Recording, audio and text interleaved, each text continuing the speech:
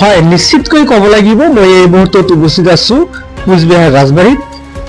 আমাৰ এনি টাইমেটৰ দৰ্শকসকলক প্ৰথমে আন্তৰিক অভিনন্দন জ্ঞাপন কৰিছো যে আজিৰ এই প্ৰতিবেদনত আপোনালোকক ইয়াৰ যি সামগ্ৰিক দৃশ্য, এই সামগ্ৰিক দৃশ্যখিনি আপোনালোকক ফোনে ফোনে দেখাবলৈ যত্ন কৰিম।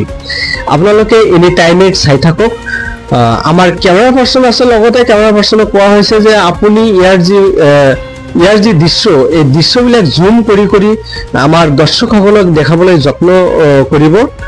আৰু এটা বিশেষকৈ এটা কথা হৈছে যে ইয়াৰ যি মানে এই ভিতৰৰ যি দৃশ্য বা ভিতৰৰ যি মনোমোহা কিছুমান পৰিৱেশ আছে, এই পৰিৱেশবিলাক আমি নিশ্চয়কৈ আপোনালোকক এবাৰ হ'লেও জুম কৰি কৰি দেখাবলৈ যত্ন কৰিম।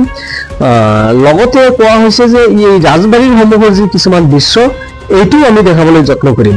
হয়তো আপোনালোকে নিশ্চয় এই ৰাজবাৰীৰ বিষয়ে আপোনালোকে অৱগত আছে বা এইটো বহুতেই দেখিছে, কিন্তু আজি অলপ ভিন্ন ৰূপত আপোনালোকক দেখাবলৈ যত্ন কৰিম।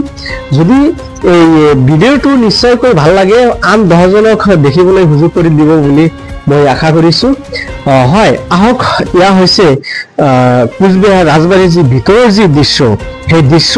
ইয়াত চাৰিওপিনে ঘৰ আছে, কিন্তু ইয়াৰ মাজত এটা ফাঁকা এটা মানে চোতালৰ নিচিনা এটা মানে ঠাই আছে।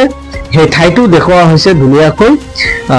ইয়াৰ লগতে কোৱা হৈছে যে ৰাজবাৰীৰ সন্মুখৰ যি মানে দৃশ্য, এই দৃশ্যটো আমাৰ কেমেৰা পাৰ্চনক কোৱা হৈছে যে আপুনি জুম কৰি কৰি এইটো ওপৰৰ পৰা জুম কৰি কৰি তলৰ যি দৃশ্য, এই মনোমোহা দৃশ্যখিনি আমাৰ এনি টাইমেটৰ দৰ্শকসকলক চাবলৈ অলপ সুযোগ কৰি দিয়ক। চাই থাকক আমাৰ এনি টাইমেট, আন 10জনক চাবলৈ অলপ সুযোগ কৰি দিয়ক। ধন্যবাদ।